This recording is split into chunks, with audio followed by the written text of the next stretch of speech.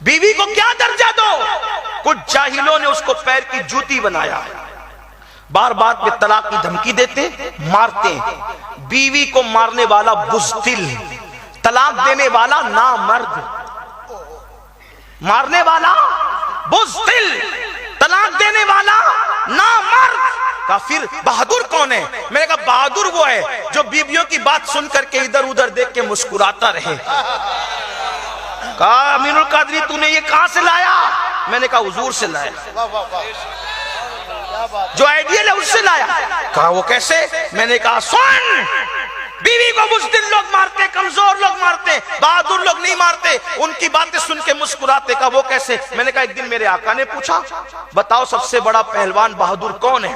کس نے پوچھا؟ حضور نے پوچھا۔ جن کے غلاموں میں اتنا بڑا بہادر ہے، جن کو علی ابن ابو طالب کہتے ہیں، وہ پوچھ رہے سب سے بڑا بہادر کون ہے، پہلوان کون ہے؟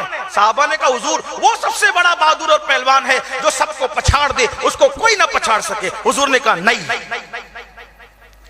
سب کو پچھاڑنے والا پہلوان بہادر نے کہا پھر حضور آپ ہی بتا دے کون ہے؟ تو کیا فرمایا؟ جب اس کو کوئی غصہ دلائے تو وہ غصے کو پی جائے، وہ سب سے بڑا بہادر اور پہلوان ہے۔ بتاؤ نا پہلوان اور بہادر کون ہے حضور کی نظر میں؟ وہ نہیں جو مار پیٹ کرے، کمزوروں کو آگ دکھائے۔ عورت تو سینہ پہ نازک ہے، وہاں تو سینہ تبھی تانتے ہیں، عورت کے پاس سینہ تاننے والا کبھی 56 کی چھاتی والا نہیں ہو سکتا۔ وہ بزدل ہے، بزدل جو عورت کی باتوں کو غصے میں سن کر مسکرا دے اور اس کو بھی مسکرانے کا شعور عطا کر دے، سب سے بڑا بہادر پہلوان اس کو فرمایا رسول اللہ نے۔ اب آپ اپنے من میں ڈوب کے سوچو آپ پہلوانوں کے بزدل ہو۔ کون کیا کرتا مجھے نہیں پتا، اسٹیج والے کیا کرتے، آپ کیا کرتے، میں آپ کے گھر میں دیکھتا ہوں نہ، میں ولیوں کے صاحب کرامت ہوں، صاحب کشف ہوں۔ اگر مارتے ہو تو بزدل ہو، طلاق کی دھمکی دیتے ہو تو نامردی کے قریب ہو۔ کہا کہ نامرد کیوں طلاق دیتا ہے؟ میں نے کہا مرد نبھاتا ہے، مرد نبھاتا ہے۔ تو کہا نہیں اس لائق نہ تھی، توجہ، اس لائق نہ تھی کہ رکھتا۔ میں نے کہا تو بھی نالائق تھا، اسی لیے نہ رکھ سکا۔ اگر تو لائق ہوتا، توجہ، تو لائق ہوتا، تو لائق ہوتا، وہ نالائق تھی مان لیا، تو بھی نالائق چھوڑ دیا۔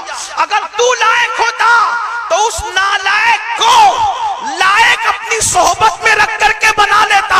وہ کہا یہ کیسے ہو سکتا ہے؟ میں نے کہا میرے مخدوم، میرے مرشد، محبوب یزدانی، قطب لاسانی، غوث العالم، سید مخدوم اشرف جہانگیر سمنانی کو دیکھ، جس نے بلی کو اپنی صحبت میں رکھ کر کے اللہ کی معرفت دے دی اور طوطے کو اپنے پاس بٹھا کر حافظ قرآن بنا دیا۔ تو اللہ جب تیرا پیر طوطے کو حافظ بنا سکتا ہے تو کیا تو مرید ہو کر بیوی کو اپنی طرح لائق نہیں بنا سکتا؟